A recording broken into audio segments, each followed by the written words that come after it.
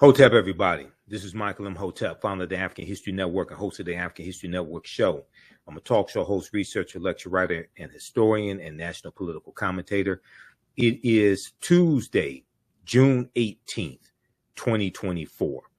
And I want to talk about this story. I posted on our Facebook fan page, the African History Network, and it deals with recent comments from veteran actor Morgan Freeman. Okay.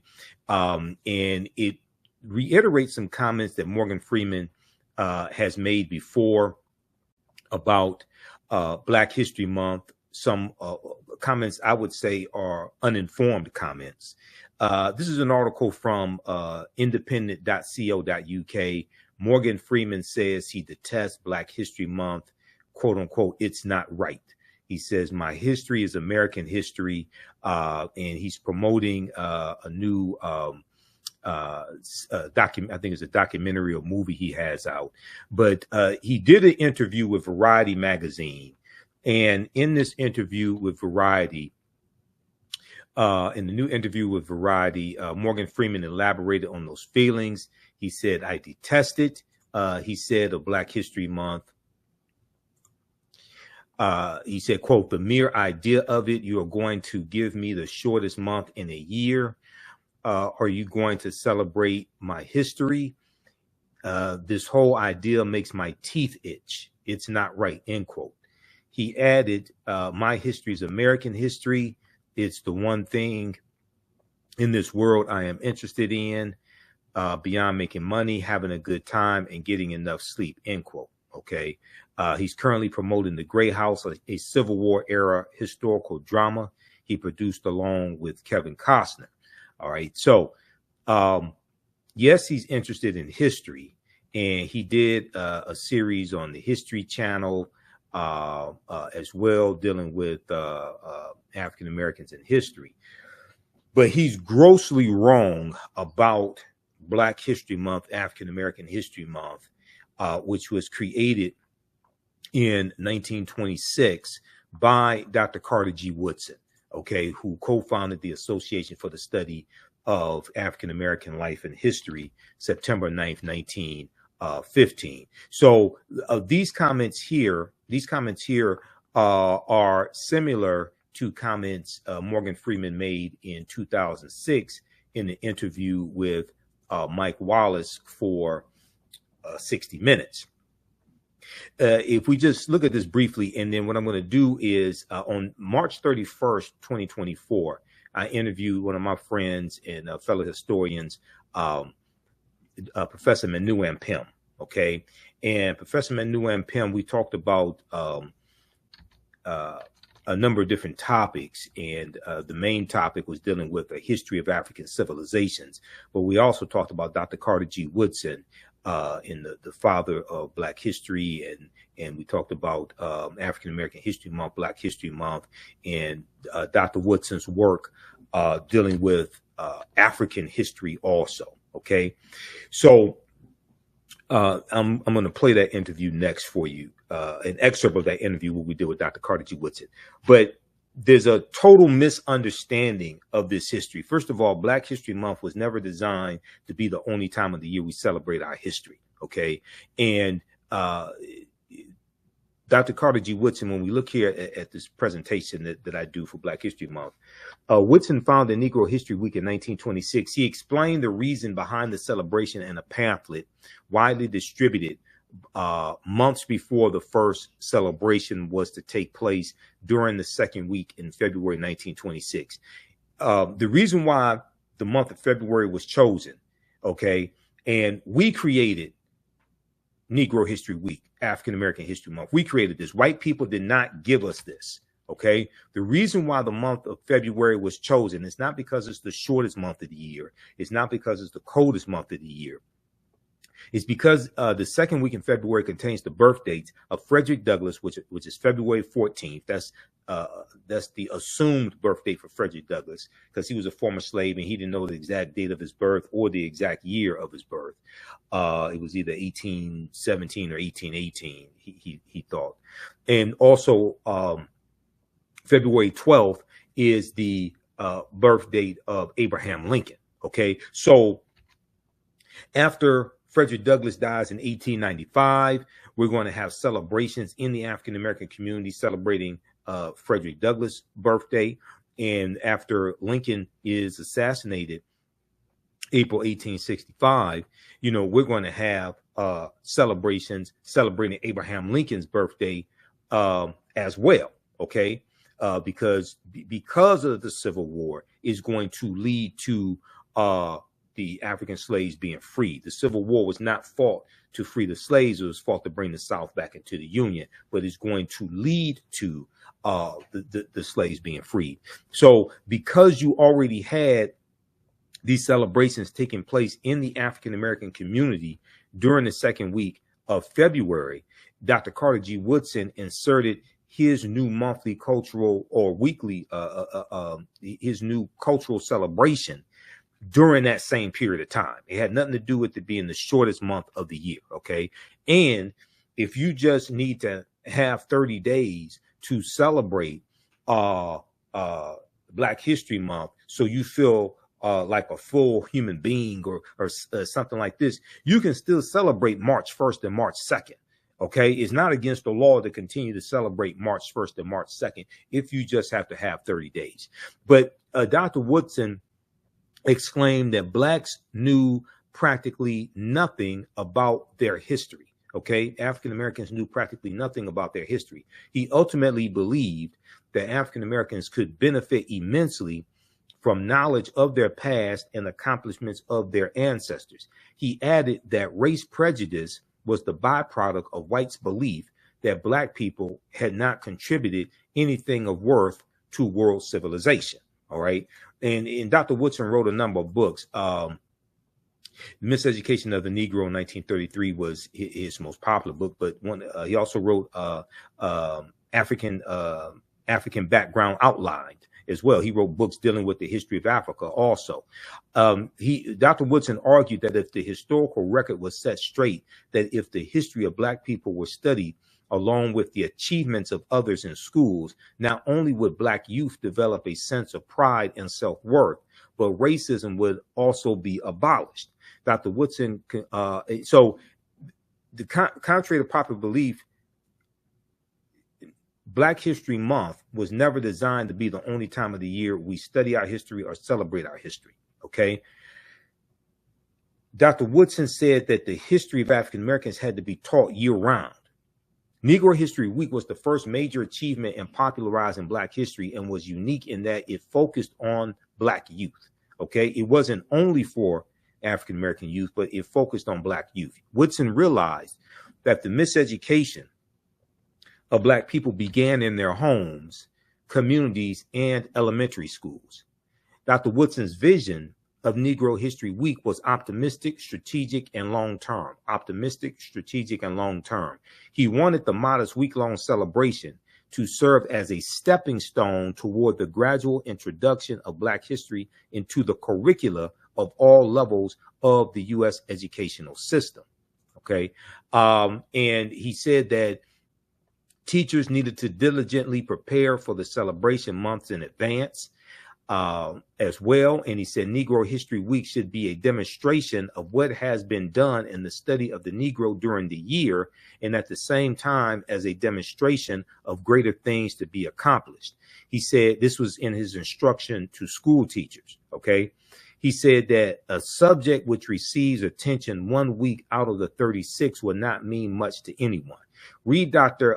Peril Dagbovi's fantastic book on Dr. Carter G. Woodson called Carter G. Woodson in Washington, D.C., the father of Black history. Okay, so there's a lot of just gross, total misunderstanding of African American History Month. And in the segment from the interview I did with historian Professor Manu Ampim, professor at Contra Costa College, Professor Manu Ampim talks about moving to African Heritage Month as well. And he talks about how a lot of African Americans are afraid of embracing African culture, African history. And he also has criticisms for ASALH Today, Association for the Study of African American Life and History, which is the organization that Dr. Carter G. Woodson co-founded September 9th, 1915. Before we go to the excerpt of the interview I did with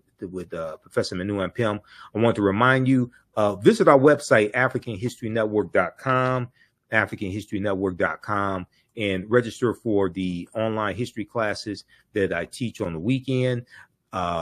And we have our Juneteenth, my latest lecture here as well, dealing with the real history Juneteenth. That's in digital download and on DVD format. But Saturdays, I teach ancient Kemet, the Moors, and the Ma'afa, understanding the transatlantic slave trade, what they didn't teach you in school. We deal with thousands of years of history and what leads up to the transatlantic slave trade taking place. So the next classes for that are June 22nd and June 29th, 4 p.m. Eastern Standard Time. Click right here to register for that. We have our class lesson plan here that you could read and actually download. We deal with thousands of years of history and what leads up to the transatlantic slave trade taking place. And Sunday, June 23rd, my new class starts up, 10-week online history course, Black resistance movements from the Haitian Revolution, U.S. Civil War, Civil Rights Movement, Black Power Movement, 1800 to 1968. That class is on sale, $80. Register for that. You can register for both classes in the course bundle. It's on sale right now, $120 for the course bundle. But this is a fantastic class, and we look at history from 1800 through 1968, 1970 to see what leads up to the Civil War taking place, what happens after the Civil War ends, the Reconstruction era, Jim Crow era, what leads the laws and policies put in place to lead us to where we are today, to understand where we need to go from here. Now, we do the sessions live. All the sessions are archived and recorded. You can go back and watch it anytime. Even after the course is over with, you can go back and watch the entire course, okay? So visit our website, AfricanHistoryNetwork.com. The content is PG-13, so you could use this content with our children. Also, I have other lectures that I've done there as well in DVD format and digital download format at our website, AfricanHistoryNetwork.com. And you can support the African History Network, $, the AHN Show, through Cash App, $, the AHN Show through Cash App, and through PayPal, paypal.me/the AHN Show. So we have the information right here on the homepage and our link to Cash App and PayPal as well.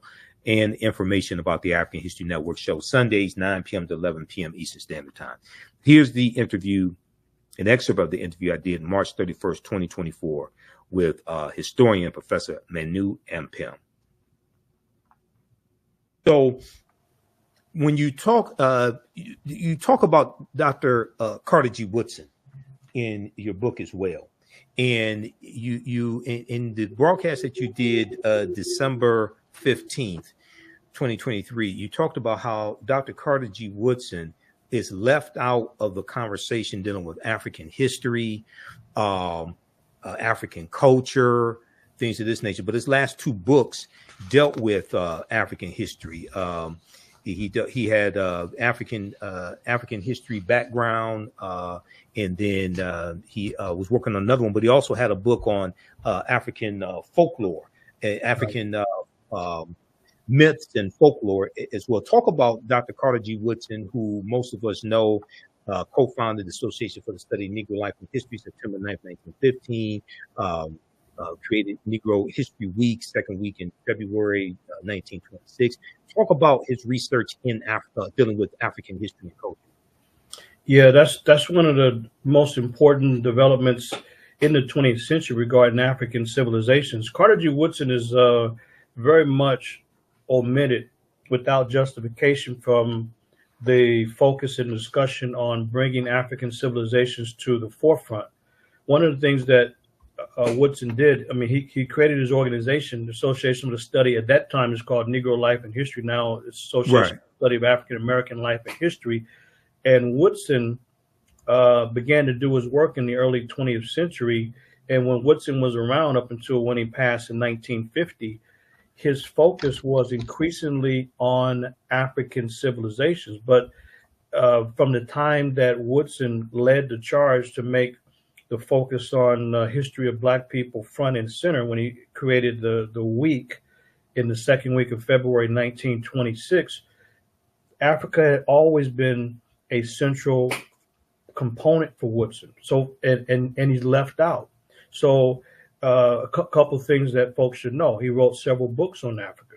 You mentioned Right. African myths and folk tales. That was one. The last two books he wrote was African Heroes and Heroines, and the last book is the African Background Outline. That was Right. the last two books. Not only that, but the last three articles written by the great scholar who passed in 1950. The Right. last three articles written by Woodson was a article series simply called Egypt, a 3-part series, and it was called Egypt because for Woodson, the mission was to bring back the missing pages, the missing chapters, and the missing volumes of the Black contribution to U.S. and world history. So for Woodson, this was unacceptable that Black people had been written out of the story of U.S. and world history and contributions. So for him, it was to establish our humanity. So when Woodson is focusing on in his essays and his books and his presentations to his organization, when he's arguing that there has to be the missing pages put back into the story, he's not just talking about the experience here in the U.S. He's looking at a global experience. When he says world history, he means just that. But so when Woodson was around, not only is he writing about African civilizations in his articles, his essays, and his books, but even the theme of the organization. You look at the organizational themes, and you see a number of themes during the lifetime of Woodson dealing specifically with Africa. Since that Right. time, the organization's moved away from Woodson's position on Africa. And the problem is that people don't even know. If they look at the journal now it's a Journal of African American Life and History, but the Journal of Negro History, Negro history. when that was founded in 1916, the very first issue is dealing with Africa.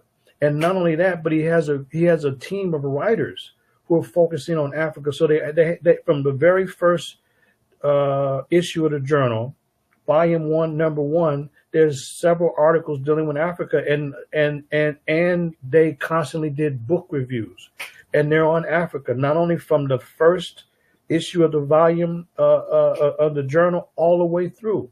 But not only that, but even the bulletin. Later on, they created the bulletin of then it was called Bulletin of Negro History. Now it's a Bulletin of the Black History Bulletin. But in 1937, the very first issue, Woodson, as the editor, he has a big old picture of Africa on page 6, a big old picture on the very first issue.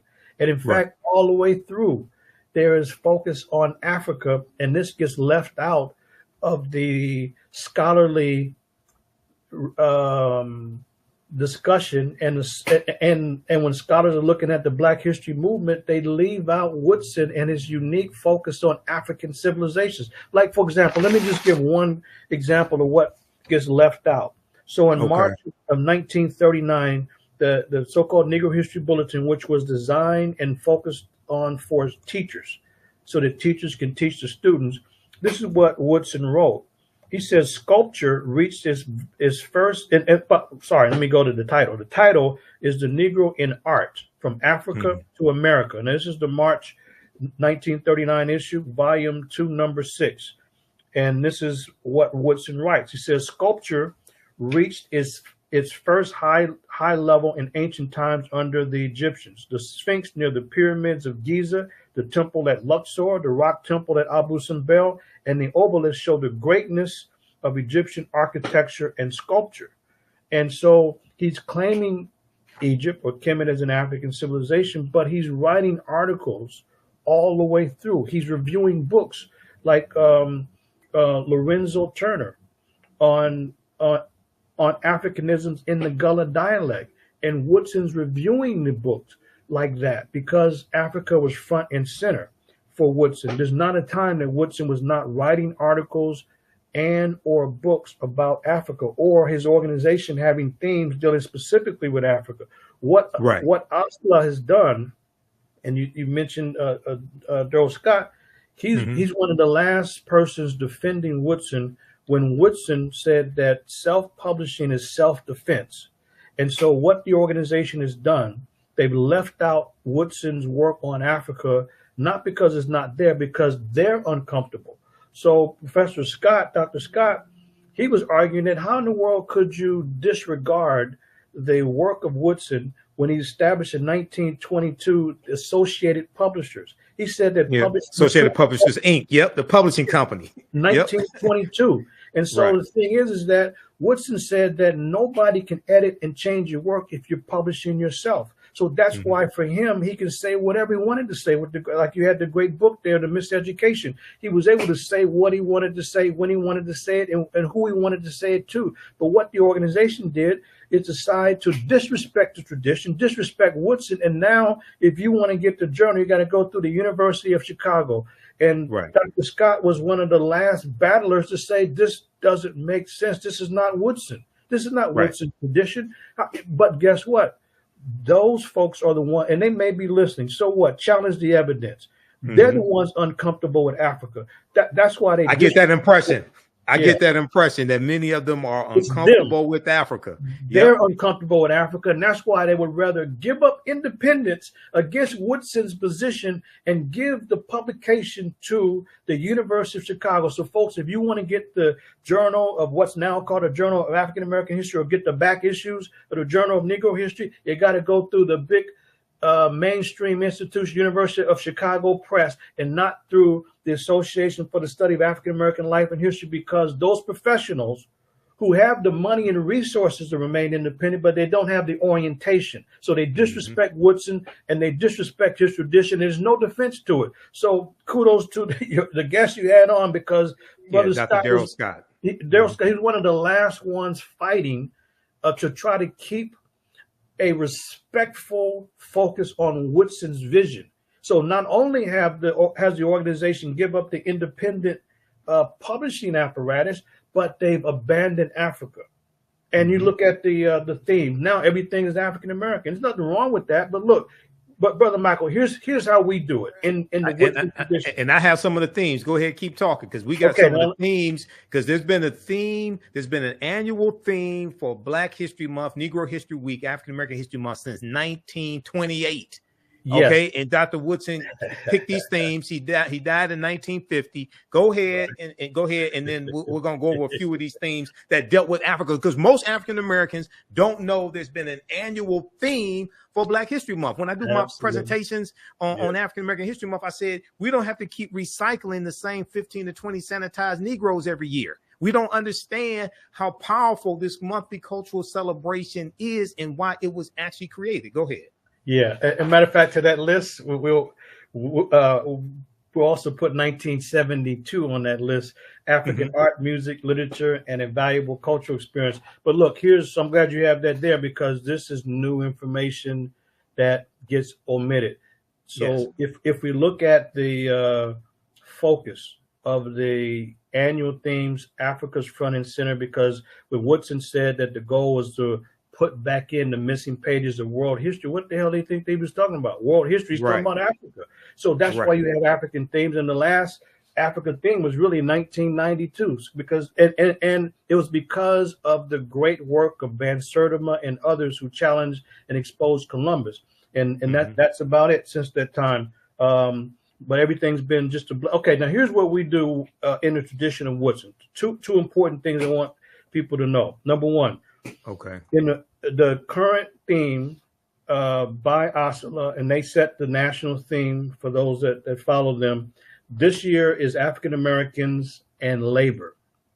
So we changed it. It's we have ours was the classical African contributions in art from Africa to the Americas. Because for us, there's no way to separate the Black experience in the Americas from the African background and origin. And so whenever they have a theme only focusing on African American, we add the African component to it every single time. But so they have African Americans in the arts. That's okay, but it's not in the Woodsonian tradition. The Woodsonian tradition would be the achievements in art in Africa and the Americas. That's why I read this article he wrote, "The Negro in Art from Africa to America." That's in the Woodsonian tradition, and but the people are not comfortable with Africa. And like the great Kwame Ture said, if you start your history in slavery, the best you can be is a good slave.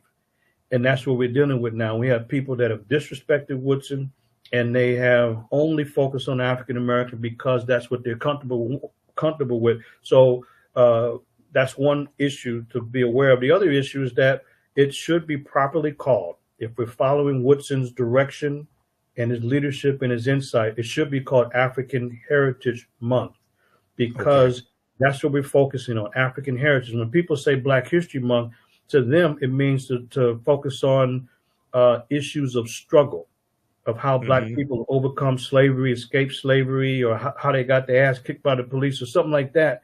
Right. And what Woodson was concerned about after the celebration was founded in 1926, if we see Woodson in the 1930s, he's criticizing at that time what was being done, always talking about something negative in Black people. He said, look, we have to assert our humanity. We have to look at Black contributions, achievements, and contributions in the world, and not always associate Black people with a problem.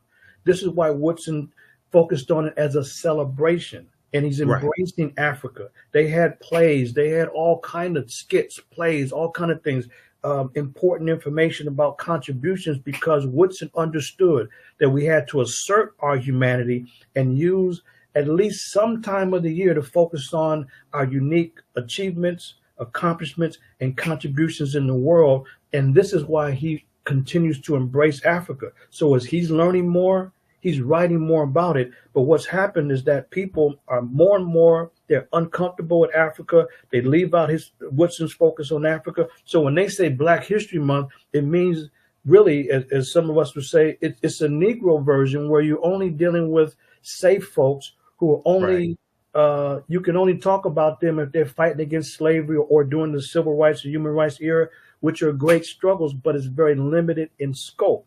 And so African Heritage Month means that we have to embrace Africa as we look at the overall Black contributions. This is why at our college, we've always had themes that associate the celebration. That's what we have with Africa and our experience in the Americas. And we tell folks that we do not endorse all of the negativity you all want to bring in February, because this is a chance for us to assert our humanity. So it should be African Heritage Month as a reminder that Africa must be the foundation for our perspective. But those that are dealing with Black History Month, most of that is negative. Like, for example, I saw a flyer, somebody shared something with me that somebody had a Black History Month event, and all I saw was a fashion show and some drinking. So what the hell is this?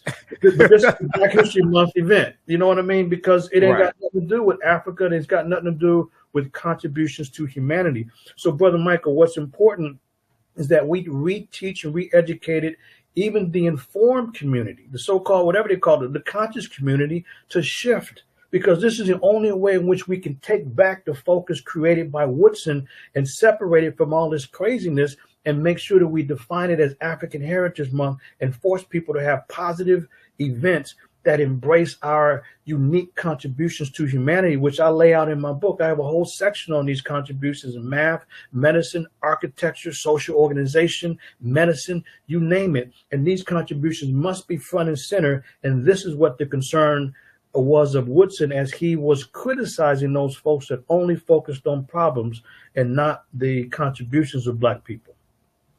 Excellent, excellent. And the name of Professor Manu Ampim's book again is A History of African Civilizations. This is the second revised edition, A History of African Civilizations. You can get it at his website, advancingtheresearch.org, advancingtheresearch.org. We have it up here on the screen.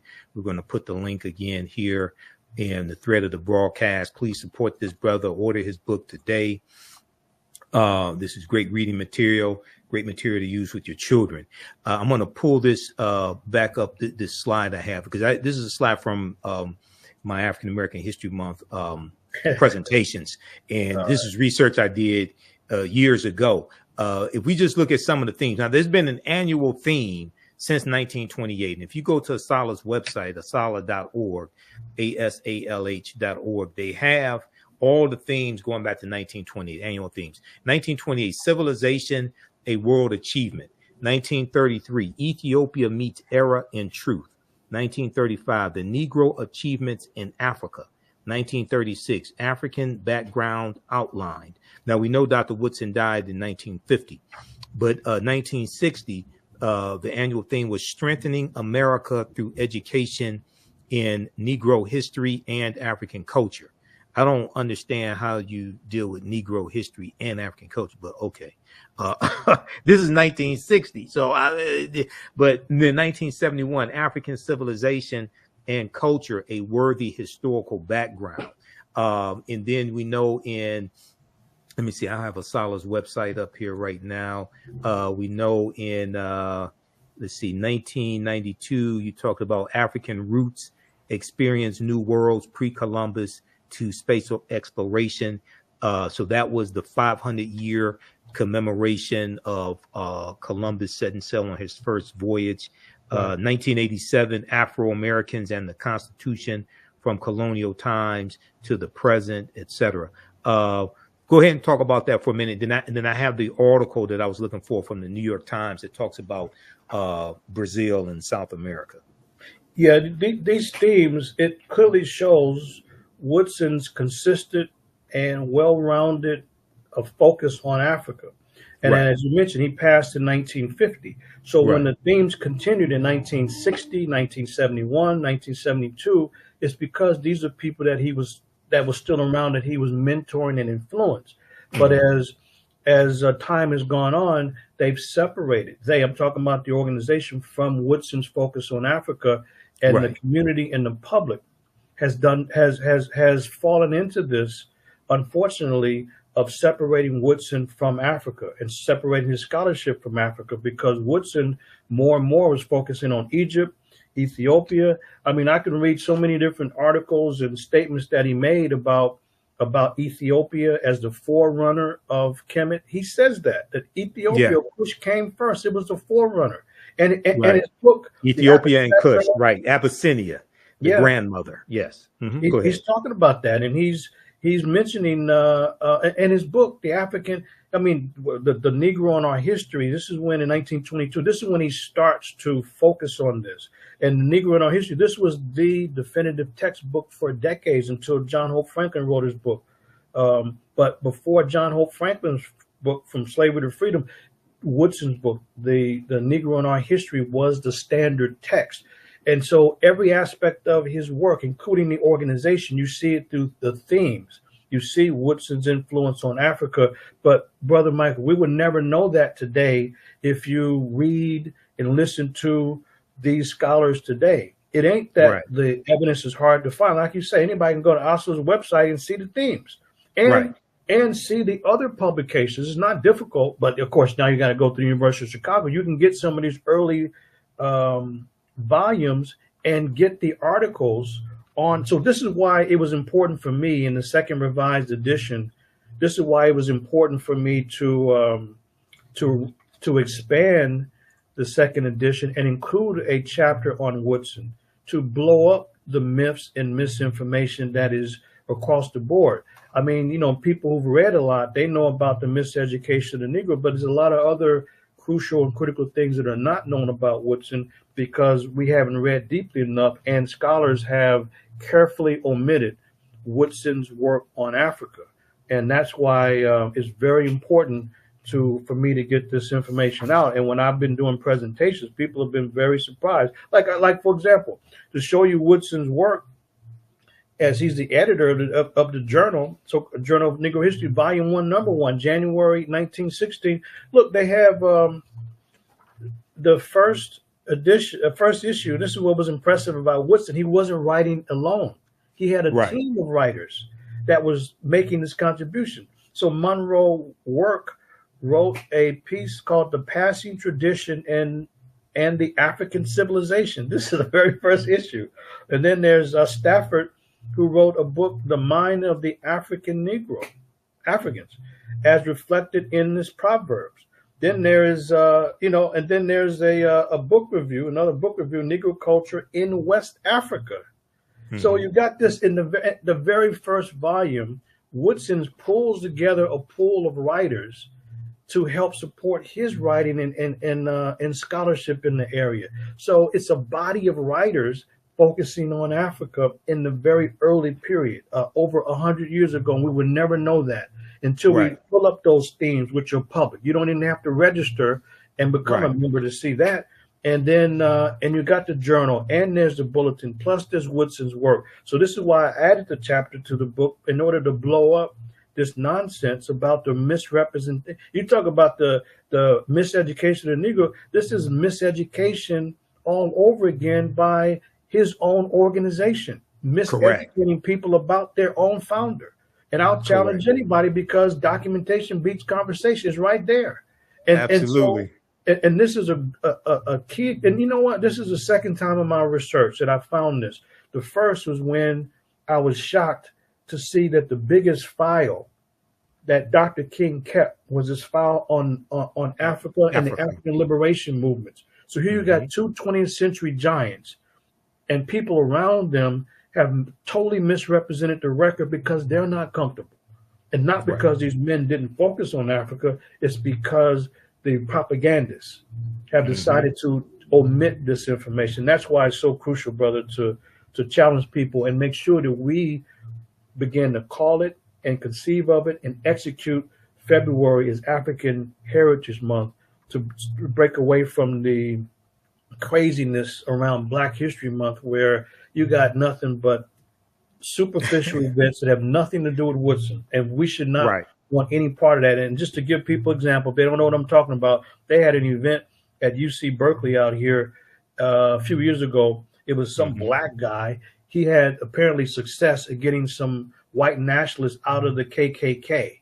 So that became a Black History Month event to show his success in getting some white supremacists out of the KKK. And they put that on our website at the college. Somebody told me about it. I said, you know what? You got a few minutes to take that nonsense down. So we don't support that. How in the hell does this become a part of our sacred celebration? You know, it's about achievements, accomplishments and contributions in the world, and to assert our humanity and not deal with all of the negativity that we hear and know about and learn about all the time. We cannot always associate Black people with a problem, but that's why I'm focusing on it and really telling the community we got to break away and move forward in February in the Woodsonian tradition and embrace Africa. Exactly. And just so people know, Dr. Woodson chose the second week in February, not because February is the shortest month of the year, but because it contains the birth dates of Abraham Lincoln and Frederick Douglass, the assumed birth date of Douglass. Douglass didn't know his exact birthday, so he took the birth date of February 14th. Most of us know that as Valentine's Day. And then Abraham Lincoln's birthday, February 12th, because going back to when Frederick Douglass dies in 1895. Basically, each birthday after that, we had celebrations in our community for Frederick Douglass. And then also there were celebrations that we had in our community for Abraham Lincoln's birthday as well, after, Lincoln's assassinated in 1865. So because those two, you already had those celebrations taking place in the African-American community, Dr. Woodson inserted this new cultural holiday, this new cultural celebration into that period. Okay, so that's why it's in February. It has nothing to do with February being the coldest month of the year, the shortest month of the year, and it's not something white people gave us either. Right. I hear this myth also. White people gave us the month of February. No, we took it. Okay, we created this. To the class. Visit our website, AfricanHistoryNetwork.com, AfricanHistoryNetwork.com. Scroll down past the first online course that I teach, Ancient Kemet, the Moors, and the Ma'afa, Understanding the Transatlantic Slave Trade. You can still register for that class. But this new one right here, Black Resistance Movements, this really ties into the political climate, what we see going on in America right now, the backlash against diversity, equity, and inclusion, the resistance against any type of reparative justice or reparations, the attack on voting rights as well, the January 6, 2021 insurrection, which was political violence. All of this is what we see. The seeds of all this during this period of time from 1800 to 1970. Okay, so this 10-week online course, Black Resistance Movements from the Haitian Revolution, U.S. Civil War, Civil Rights Movement, and Black Power Movement. You can register right here for it. Click right here, register for full course. It's on sale, $80. You can register for both classes. We have a bundle pack for $120. It's about a $300 value. There's going to be some bonus content. You're going to get my Juneteenth lecture free when you register for this new class as well, Black Resistance Movements. Okay, so visit our website, AfricanHistoryNetwork.com. and register for it, and we'll see you in class. Hotep, everybody. This is Michael Imhotep, founder of the African History Network and host of the African History Network show. It is Sunday, June 23rd, 2024, and we are live. I wanted to come on and talk about my new online history course that is starting up today. I'm getting ready to jump off of here and start teaching this class. It's called Black Resistance Movements from the Haitian Revolution, U.S. Civil War, Civil Rights Movement, and Black Power Movement, 1800 to 1968. So this is an exciting 10-week online course that I'm teaching. I wanted to come on and give you all a brief overview of the class. Okay, so this class focuses in on history from 1800 to 1968 till about 1971 with the start of the war on drugs. Declared June 17th, 1971 by Richard Nixon. Okay. And this class focuses on what leads up to the Civil War taking place. What are some of the laws and policies put in place that lead us to where we are right now? We deal with the Jim Crow era, the Reconstruction era, in the aftermath of the insurrection that we saw on January 6, 2021 at the U.S. Capitol. Many leading historians drew parallels between the violence that we saw January 6, 2021 and the Reconstruction era, which is from 1865 to 1877. Okay, the Reconstruction era, right after slavery ended.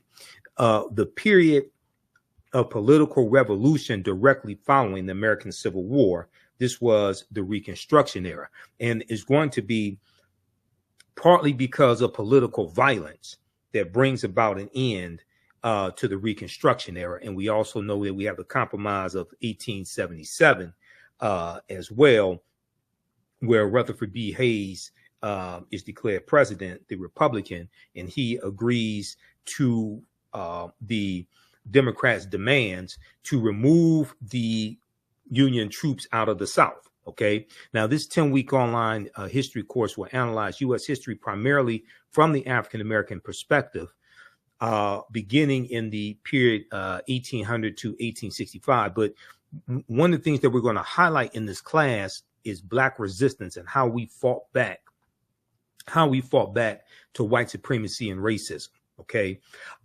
This course looks at different ways African Americans fought back against racism between 1800 to 1968.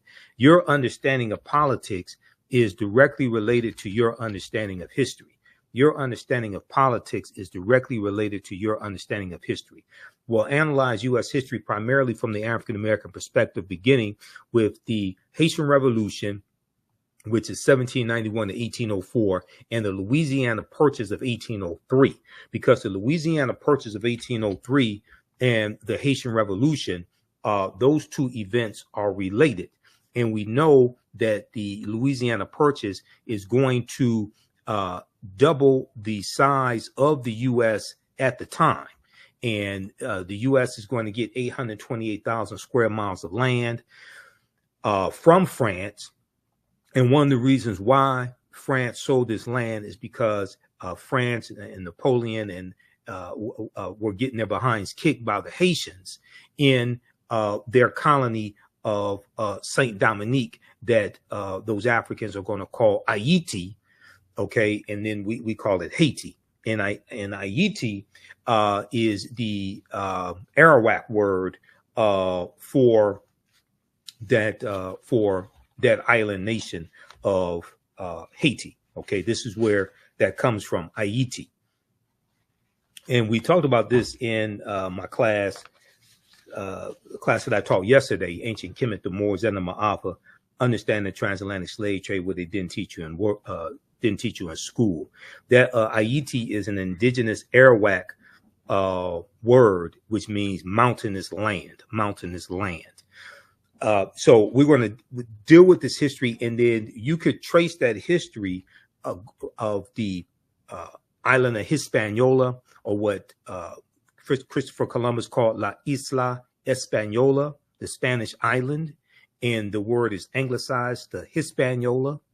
And the island of Hispaniola is where you have the Dominican Republic and the Spanish colony of Santo Domingo, which the French take over that Spanish colony of Santo Domingo in 1697 and call it Saint Dominique, and that's where Haiti is today. Okay, so when we look at this history, even though we're looking at history from 1800 to 1968, we can trace this history back to the Moors going into the Iberian Peninsula, today known as Spain and Portugal, in 711 AD, and what happens after that. Because we know it's August 3rd, 1492, that Columbus set sail on the Nina, the Pinta, and the Santa Maria, and he's financed by Spain and King Ferdinand and Queen Isabella. We know on August 2nd, 1492, Spain expels the Sephardim, the Sephardic Jews, and we know on January 2nd, 1492, during the Spanish-Grenadian Wars, the Moors lose control of their last stronghold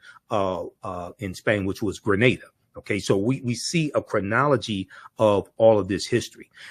And then we see the Louisiana Purchase, which doubles the territory of the United States. The U.S. is going to carve out about 15 states out of that land they get from France. And France did not legally own that land. This is stolen land they got from Native Americans as well as African people who were already here as well. And we know from reading Dr. David Imhotep's book, The First Americans Were Africans, Documented Evidence, we know African people were here in this land we call the United States of America, going back at least 51,700 years ago. Okay, so, this is already a given. Okay, so what we're going to see here in this class is a chronology of this history and what leads to the U.S. Civil War taking place. We'll look at things like the Missouri Compromise of 1820, okay, the Kansas-Nebraska Act of 1854. And after we look at the Mexican-American War, 1846 to 1848. And after the Civil War ends with the, General Robert E. Lee surrenders to General Ulysses S. Grant at Appomattox Courthouse in Virginia, April 9th, 1865. And then you have June 19th, 1865, Juneteenth. But as we will look at in this class, we know that the Emancipation Proclamation did not free the slaves. Okay, the Emancipation Proclamation did not free the slaves. We know that the border states of Maryland, Missouri, Kentucky, and Delaware, they were all exempt from General Order Number 3. Okay, delivered by Major General Gordon Granger. And, we just commemorated Juneteenth, and we should celebrate Juneteenth. But as you saw in the videos from my presentations for Juneteenth 2024, I said that we have to protect the history of Juneteenth and correct the history of Juneteenth. And June 19th, 1865, when those enslaved Africans in Galveston, Texas, got the word that they were freed, that was not the last day of slavery, because Kentucky and Delaware did not abolish slavery until December 18th, 1865. And that is when the 13th Amendment was adopted. We know that when Georgia ratifies the 13th Amendment, December 6, 1865, Georgia becomes the 27th state to ratify the 13th Amendment, and it becomes law, and it's adopted December 18th. So Kentucky and Delaware did not abolish slavery until 6 months after Juneteenth. So how could Juneteenth be the last day of slavery? Okay, so what a lot of these reports that you hear in the media are basically false about Juneteenth. Okay, so we go through and we look at some of these original documents. We look at the U.S. Constitution, Emancipation Proclamation, things of this nature. And the Reconstruction era is a very, very important period of history that's not talked about a lot in schools. Okay, and Americans, number one, are very ignorant of history, but Americans know very little about the Reconstruction era as well. You can register for this class because I'm going to jump off here and jump into to the class right now at our online school and start teaching the intro to the class. Visit our website, AfricanHistoryNetwork.com, AfricanHistoryNetwork.com. Scroll down past the first online course that I teach, Ancient Kemet, the Moors, and the Ma'afa, Understand the Transatlantic Slave Trade.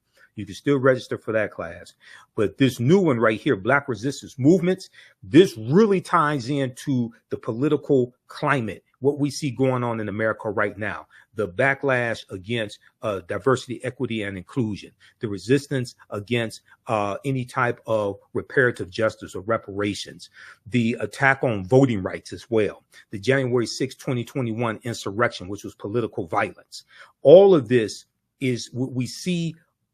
The seeds of all this during this period of time from 1800 to 1970. Okay, so this 10-week online course, Black Resistance Movements from the Haitian Revolution, U.S. Civil War, Civil Rights Movement, and Black Power Movement. You can register right here for it. Click right here, register for full course. It's on sale, $80. You can register for both classes. We have a bundle pack for $120. It's about a $300 value.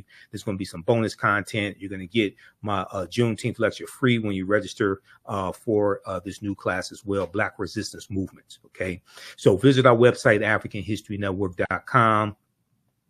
and register for it, and we'll see you in class.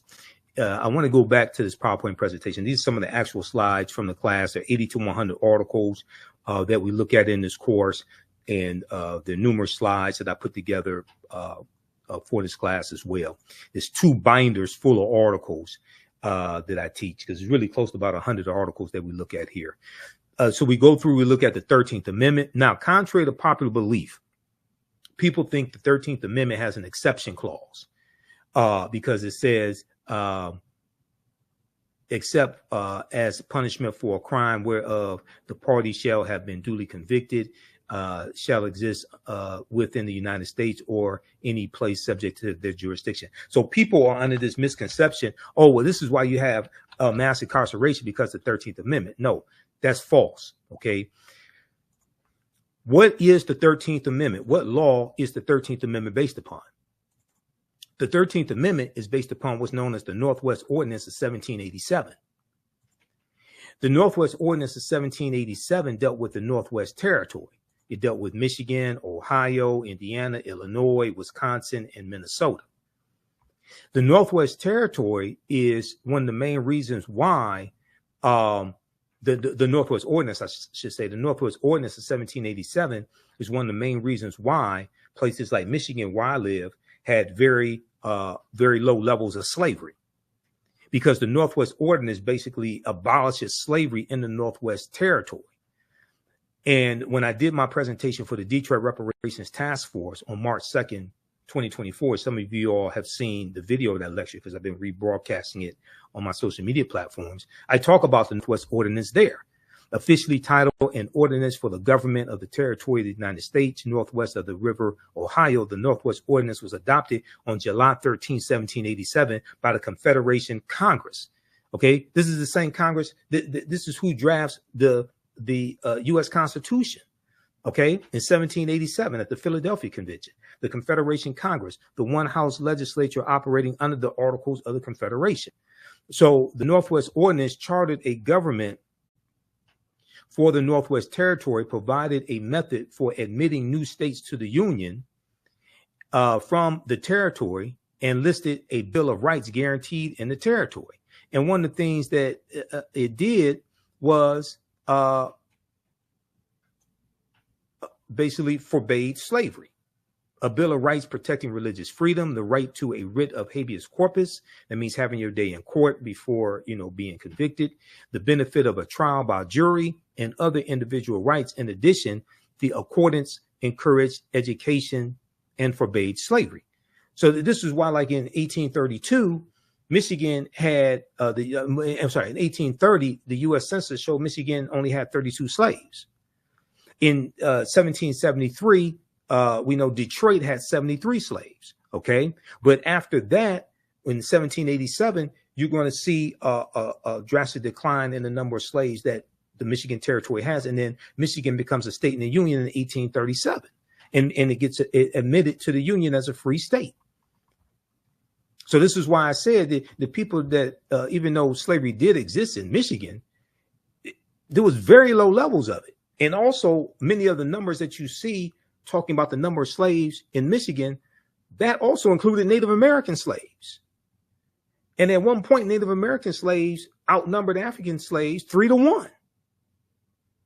So this is why when we talk about reparative justice, we have to specifically understand the history of the city or state that we're talking about. We can't just run around talking about slavery, slavery, slavery. You owe us $17 trillion. That's not going to work. Yeah, I mean, go watch my presentation. I got deep into this. Okay, so so we go through and take you throughout history. We look at the Reconstruction era, right? The Reconstruction era is not talked about a lot in schools. And there was a excellent article from time.com, Time magazine, that I use in the class. And it deals with how schools are not teaching about the Reconstruction era. And the Reconstruction era is extremely important to understand because it helps us better to contextualize what is taking place right now. What is taking place right now? The attack on critical race theory, okay? The banning of books that are taking place, especially books dealing with the history of slavery and the civil rights movement, things of this nature. And then you have the initiative to reshape the federal bench, the federal courts, and the U.S. Supreme Court into an ultra-conservative court as well. So we see all this continuation, all these political fights, things like this coming from the Reconstruction era and going into the Jim Crow era. A new report finds that 45 states are failing to teach students about the period that shaped race relations after the Civil War. Now, this is an excellent article from January 12, 2022 by Olivia B. Waxman for Time magazine. And this was basically a year and 6 days after the January 6, 2021 insurrection. In this article, it says in the aftermath of the insurrection a year ago at the U.S. Capitol, many leading historians drew parallels between the violence that we saw January 6, 2021 and the Reconstruction era, the period of political revolution directly following the American U.S. Civil War. So Civil War is 1861 to 1865. Quote, now, Eric Foner is one of the top historians when it comes to the Reconstruction era. Okay. Historian Eric Foner said, quote, the events we saw reminded me very much of the Reconstruction era.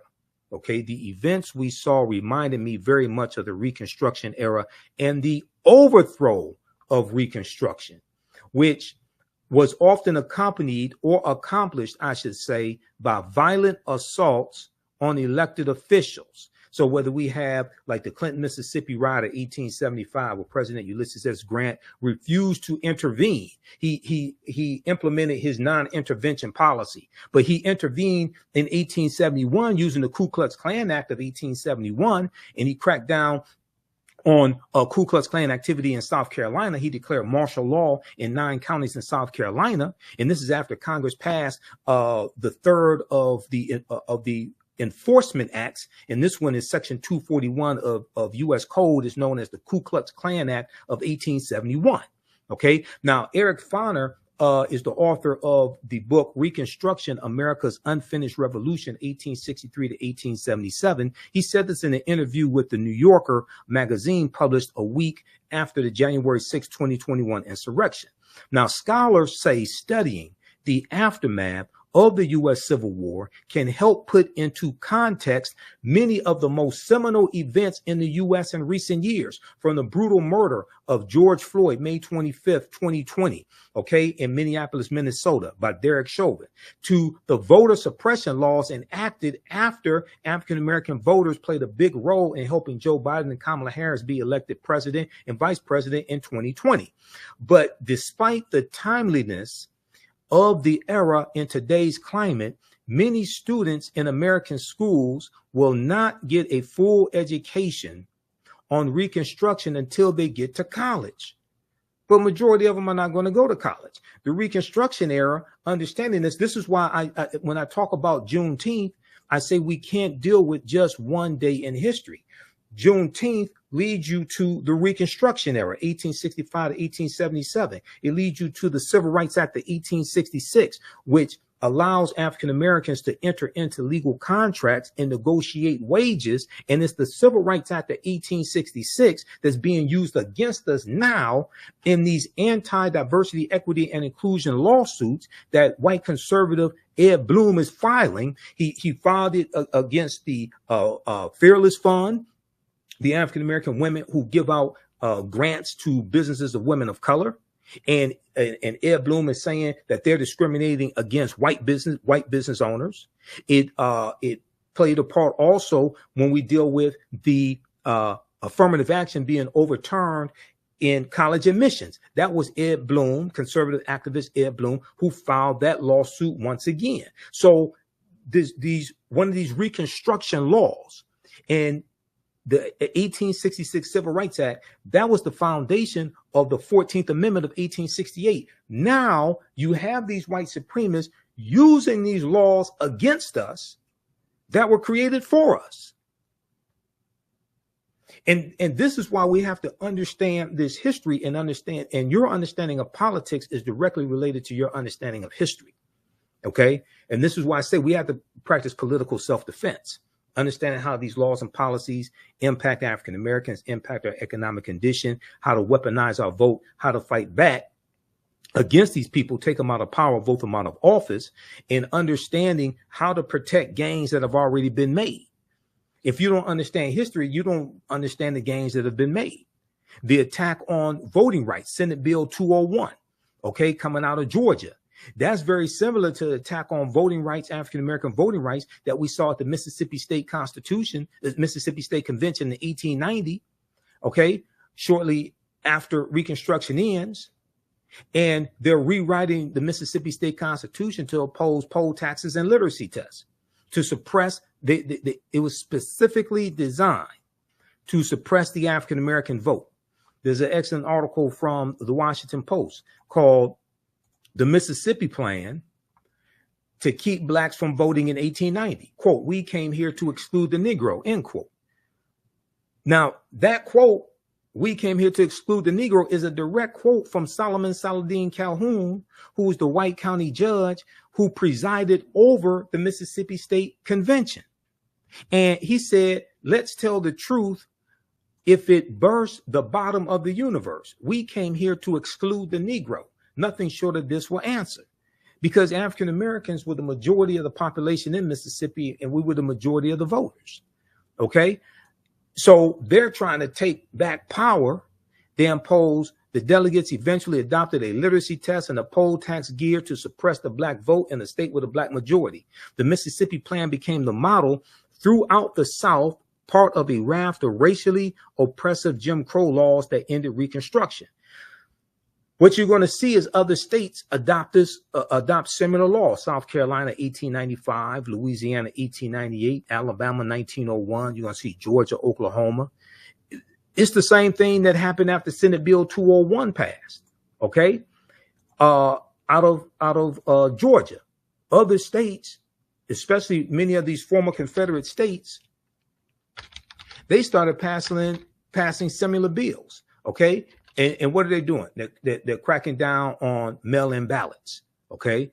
And they're trying to find ways to suppress the votes of African Americans, Latinos, Asian Americans, white college students as well. It's not just targeting African Americans. We are the main target, though, because we have historically been targeted because there has always been a fear of African American political power in this country. Read the article from motherjones.com. Now, you know, I'm a national political commentator. You see me on Roland Martin Unfiltered every Friday. You see me on the African History Network show. I just did Attorney Areva Martin show this week as well, this past week. You know, she's a CNN legal analyst, Areva Martin. So I was on her radio show on 1580 AM KBLA out of Southern California, which is Tavis Smiley's radio station. I did the Carl Nelson show on WOLB Baltimore, Radio 1. I did his show on Monday, June 17th. We dealt with Juneteenth history and politics and the 2024 presidential election, etc. Look at this article right here, May 13th, 2021. Leaked video, Dark Money Group brags about writing GOP voter suppression bill across the country. Quote, we did it quickly and we did it quietly, end quote, said the executive director of Heritage Action. Now, this is an excellent article that I use in my classes. This is written by Ari Berman and Nick Sergey. Ari Berman used to write for thenation.com. And during the 2016 presidential election, Ari Berman wrote a series of articles dealing with the voter suppression that was taking place during the 2016 presidential campaign. And he has one article that deals with how there are 868 fewer polling places to vote at in the 2016 campaign. That's a direct result of Shelby County versus Holder, U.S. Supreme Court case of 2013, which gutted Section 5 of the 1965 Voting Rights Act. Well, the reason why you needed the 1965 Voting Rights Act is because of what happened in Mississippi in 1890 at the Mississippi State Convention. And what happened in Florida in 1889 when Florida was the first state to have poll taxes, and what happened in South Carolina and Georgia and Alabama when they rewrote their state constitutions. This is why you needed the 1965 Voting Rights Act. And you've had white supremacists who've been trying to weaken the 1965 Voting Rights Act or revoke it altogether, basically since it was implemented. So quickly here, when we look at this piece from Mother Jones, okay, how many of you all know this? Senate Bill 201 was crafted by Heritage Action for America. Here's what happened. In a private meeting last month with big money donors, the head of a top conservative group boasted, I want everybody to see this. We're going to zoom in on this. The head of a top conservative group boasted that her outfit had crafted the new voter suppression law in Georgia and was doing the same with similar bills for Republican state legislators across the country. They did it with Senate Bill 201 in Georgia, and they did it with other similar bills in Republican state legislators across the country. Quote, in some cases, we actually draft them for them, end quote, she said, or we have a sentinel on our behalf, give them the model legislation so it has that grassroots from the bottom up type of vibe, end quote. The Georgia law had, quote, 8 key provisions that Heritage recommended. Jessica Anderson, the executive director of Heritage Action for America, a sister organization to the Heritage Foundation, told the foundation's donors at an April 22nd gathering in Tucson, Arizona, in a recording obtained by the watchdog group documented and shared with Mother Jones.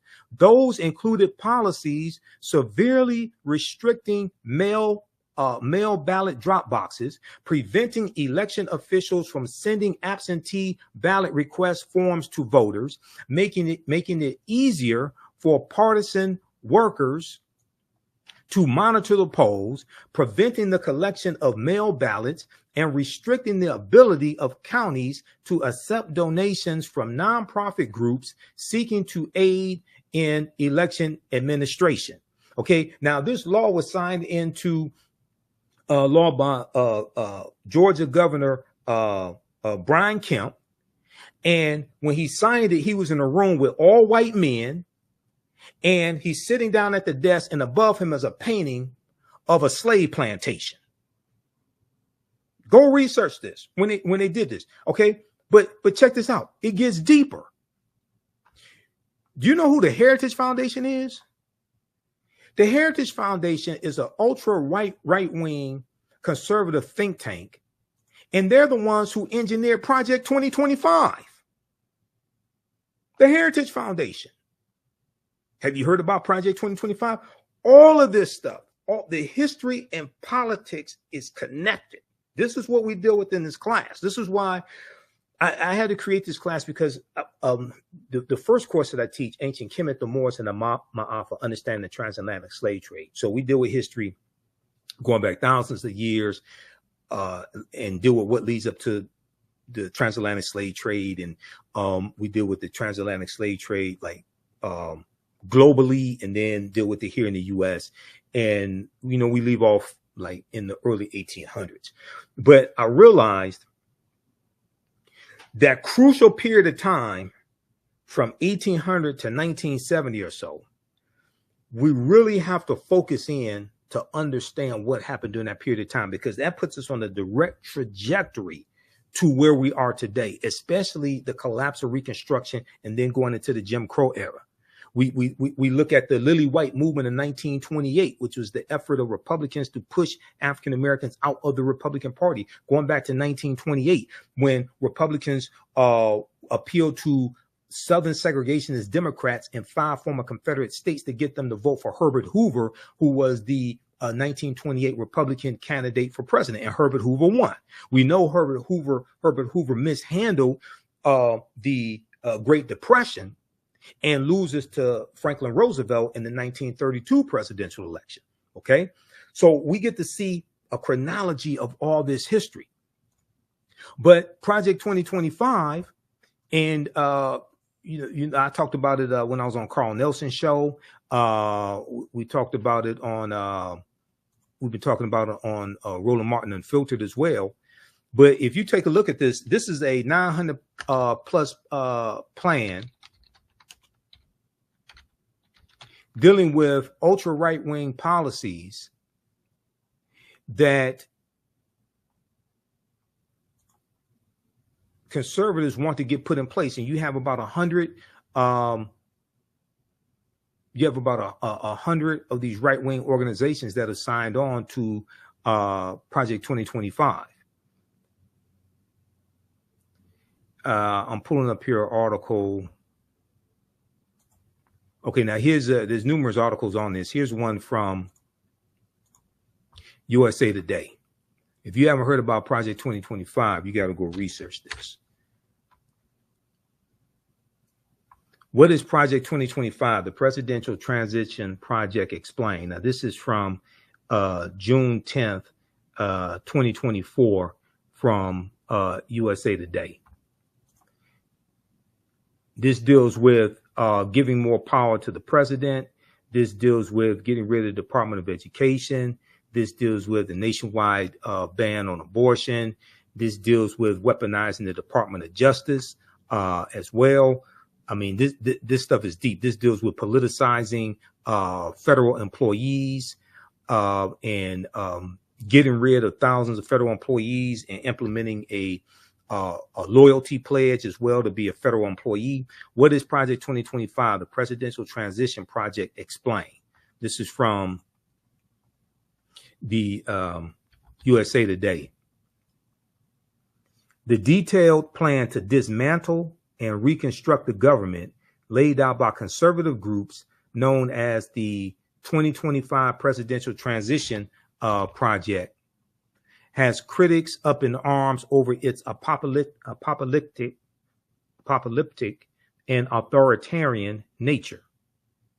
The Heritage Foundation, a conservative think tank in Washington, D.C., led an effort to create the more than 900-page Mandate for Leadership published in April 2023.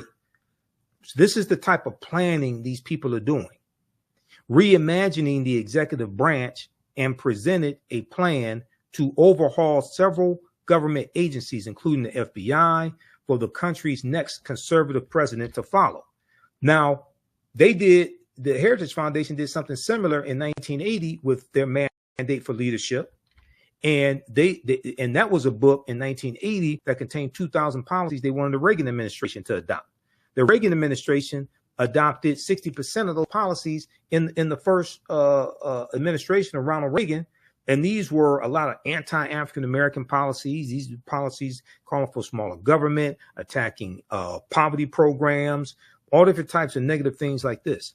According to the project's website, the playbook provides a governing agenda and a lineup of people ready to implement it to, quote, rescue the country from the grip of the radical left.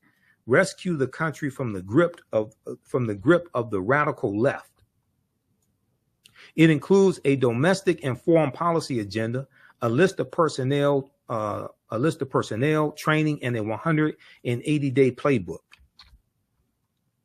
Read the rest of this here, dealing with Project 2025. Okay, there are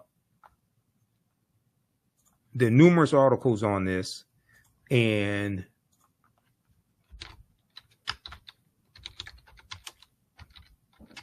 let me pull up something here.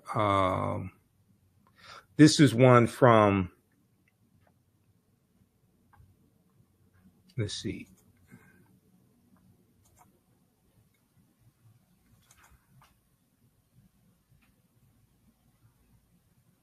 This is one from hold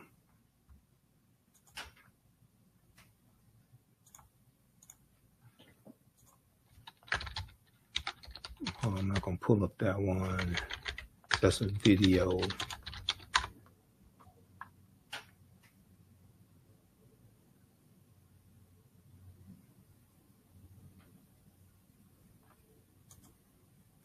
This is one from Newsweek.com. Now, this is the ex-Republican National Committee chair. This is Michael Steele, who's African-American. And he's confronting, so on the weekend on MSNBC, co-hosted by Michael Steele, they just had the guy who's the head of the Heritage Foundation on the show. They had him on this weekend. It was Saturday. They had him on Saturday, June 22nd. Ex-RNC chair confronts Republican on Project 2025 plan to gut government, 2024. Michael Steele, former chairman of the Republican National Committee, confronted Kevin Roberts, president of the Heritage Foundation, on Saturday over Project 2025, a plan that includes firing up to 50,000 federal government workers. A plan that includes firing up to 50,000 federal government workers. Now, African Americans make up 18.4% of the 370,000 federal employees. So when you talk about firing 50,000 federal government workers, you're talking about firing a lot of African Americans. In August 2023, conservative think tank, the Heritage Foundation, in collaboration with other right-leaning groups, published its Project 2025. According to its official website, the project aims to pave the way for an effective conservative administration by using a policy agenda, personnel, training, and a 180-day playbook should the GOP win the 2024 election, should Donald Trump win. This is what they're saying. Proposals include reintroducing legislation making it easier to fire federal employees, prosecution for distributing abortion pills by mail, and abolishing recently established diversity, equity, and inclusion DEI initiatives at the Department of Defense.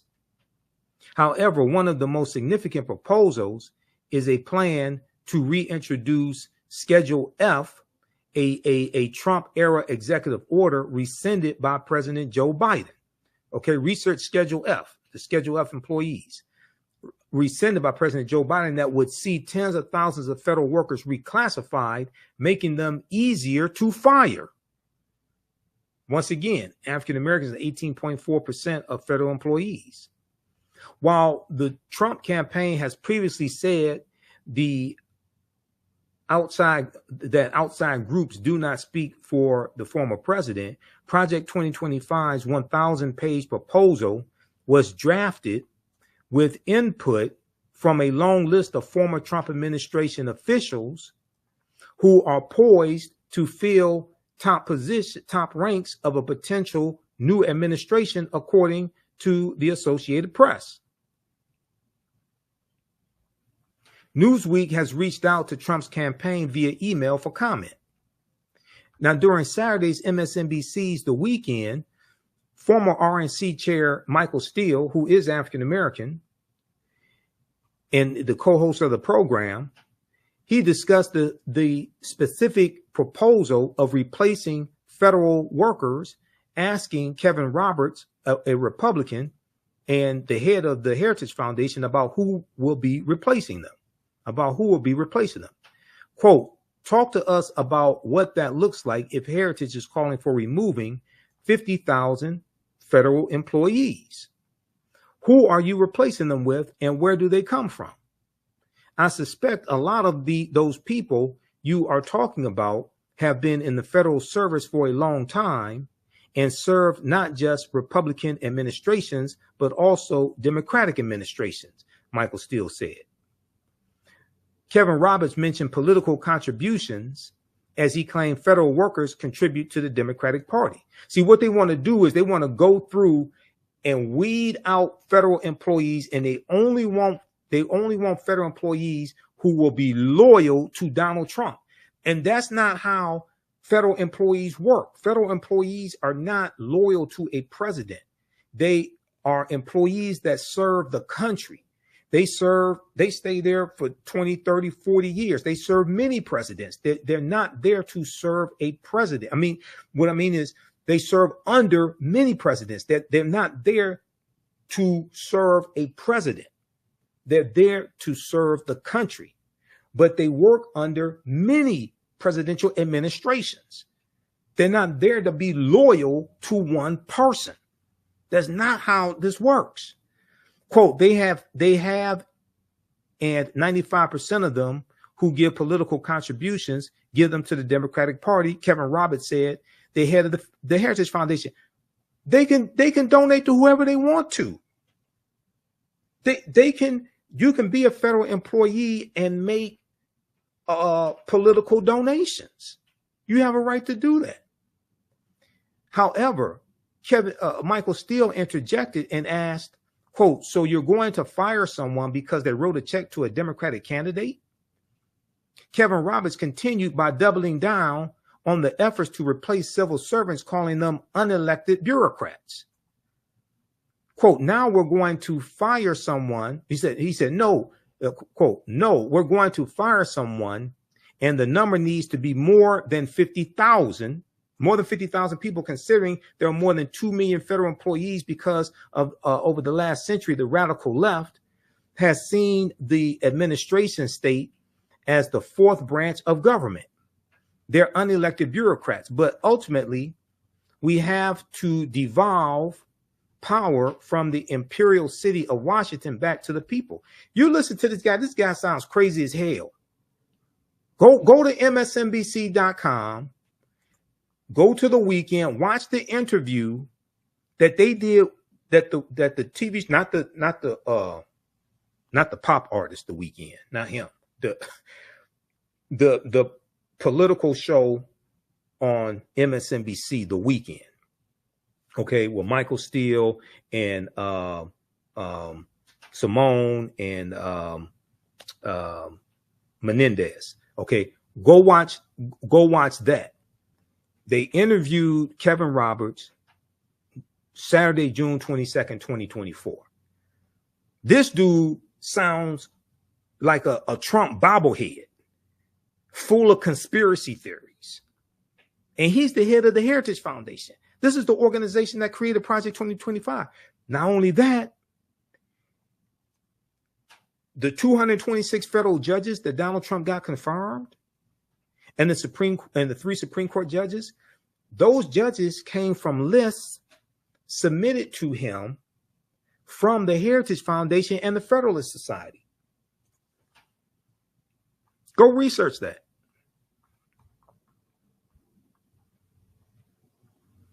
Okay, read the rest of this article here. This is how deep this is. Your understanding of politics is directly related to your understanding of history, because they both intersect.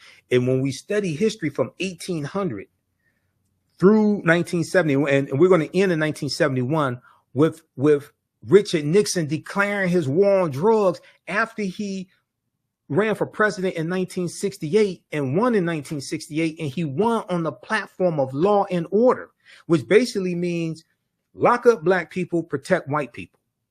And he ran on a backlash to the civil rights movement, the Black Power movement, the rebellions taking place across the country, attacking the anti-poverty programs that the Great Society programs from President Johnson. He attacked a lot of those programs as well. Okay. So so how do you all like this type of information? Give us a thumbs up, give us a heart, give us a like.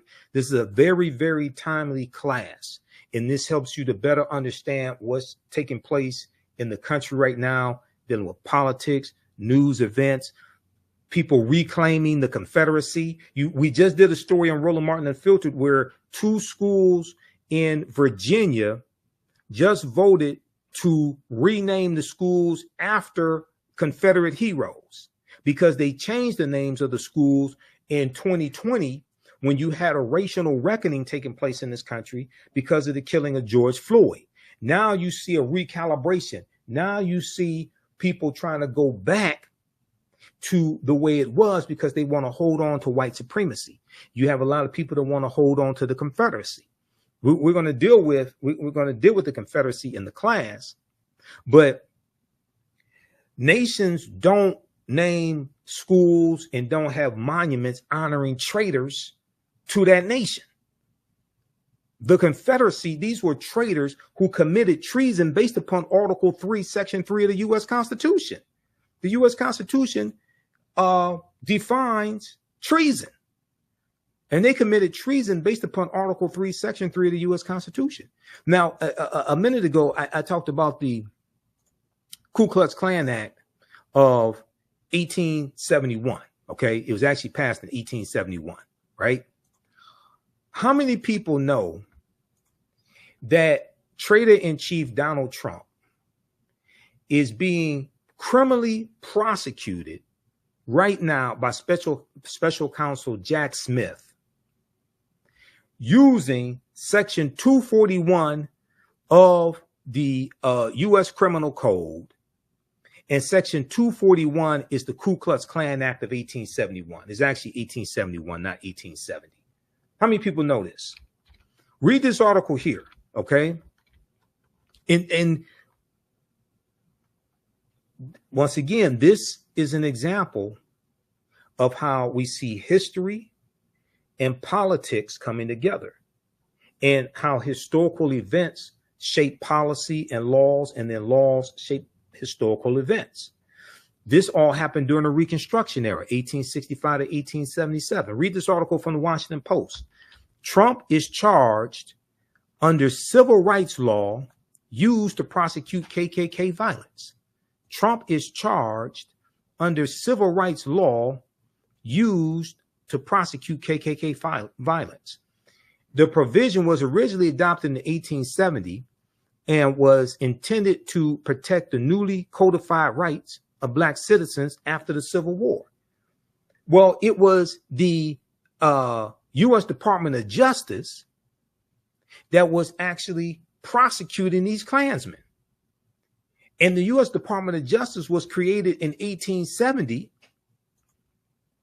largely to enforce the new rights of African Americans. That's during Reconstruction. Now, how many people learned all this in school? Okay, how many of your children are learning this in school? So then, when you see, this is why if you see me on Roland Martin Unfiltered and on the African History Network show, I tell you the work that Kristen Clark is doing in the Civil Rights Division of the Department of Justice, the work that Merrick Garland is doing, because the prosecution, the investigation, number one, and the prosecution of the January 6, 2021 domestic terrorists, that is the largest investigation the U.S. Department of Justice has ever done since they were created in 1870. And one of the main reasons why those domestic terrorists attacked the U.S. Capitol is because 16.9 million African Americans voted for Joe Biden and Kamala Harris. And then the day before that attacked January 5th, 2021, you had the special election in Georgia, once again, Georgia, and Senator Raphael Warnock won his election. Okay, the African-American senator, he won his election.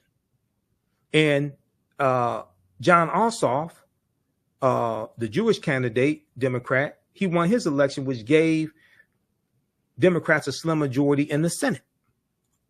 So there was a lot of racial animus that was driving this hatred that we saw explode in Reconstruction-like era violence and them assaulting over 140 police officers. Yet Donald Trump says he loves police officers and he backs the blue. But he sat there for 187 minutes in the White House watching it on television and did absolutely nothing. He backed the blue until the coup. That's what happened. He backed the blue until the coup. All right, so visit our website. How do you all like this type of information? Who still needs to register for this online history course? I'm about to get out of here and jump into the class and start teaching this class. Visit our website, AfricanHistoryNetwork.com, AfricanHistoryNetwork.com. Scroll down. We have my new Juneteenth lecture there. It's a 3-hour lecture. If you register for this class, you're going to get the Juneteenth lecture in digital download format. Okay. But you can order it in DVD or digital download format. You can register for the first class I teach, Ancient Kemet, the Moors, and the Ma'afa, understand the transatlantic slave trade, what they didn't teach you in school. Now, we do the sessions live. All the sessions are archived and recorded. You can go back and watch these anytime. So even after the course is over with, you can still go back and watch the class. Okay. A year from now, 2 years from now, you'll still have full access and you can watch the class. This content is PG-13, so you can use this with your children. Okay, so it's not overly graphic. I don't do a lot of cursing or anything like that. And it's very visual. So there's articles that we reference, books that we reference. I show you usually the book references on the screen, so you don't have to buy any of the books if you don't want to. But register here. We're going to do a class introduction right now. I teach this at my online school, so you can register for this course. Click right here, register for full course at AfricanHistoryNetwork.com. We just posted a link here in the thread of the broadcast. You can also support the African History Network, $ the AHN show through Cash App and through PayPal, paypal.me/the AHN show.